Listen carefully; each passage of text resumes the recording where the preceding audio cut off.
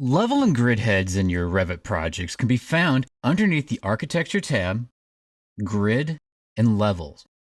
Now, each of these are very similar kinds of objects, both in the way that you draw them as well as the way that you modify them and the way that they display inside of your Revit projects or your Revit templates.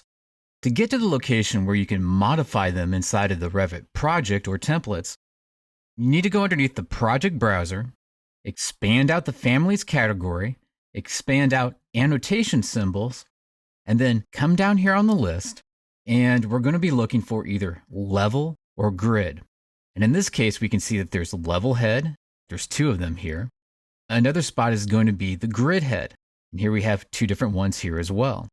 For this example, I'm just going to pick on level head, right click, and then select on the edit button. From here, we can see the way the level is going to display. If we wanted to change the way this looks, we could just use our different drawing tools to redraw this end.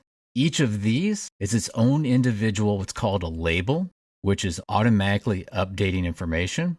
If we wanted to make modifications to any of these labels, we could just select on them, go into properties, and then either change such things as the text type from here, or go into the edit type, and then change the properties associated with that annotation here through the Type Properties dialog box.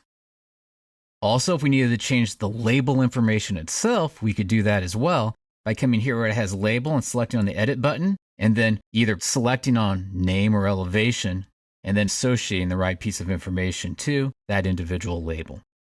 Now I'm going to select on the OK button to get out of this dialog box. If we wanted to load this back into the project environment, we could just come back in here and select on Load in the project, which would also load it into the template. And when we did, it's going to override that particular information inside of the project environment. The same thing will happen, not just with the levels, but it'll happen as well with your grids or your structural grids. It's the exact same process. Find underneath the project browser, families, annotation symbols, and look for the word that's grid. And in this case, it's going to be a grid head. Select on it, right click, edit, and change the information the same way.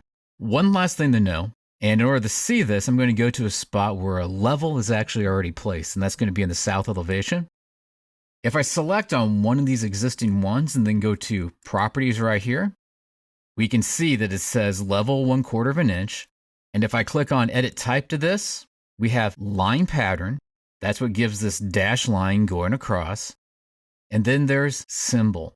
And symbol, that's the Revit family that we went into in order to theoretically make a modification to it, such as change what this icon would look like or change what this text would look like here with the individual levels.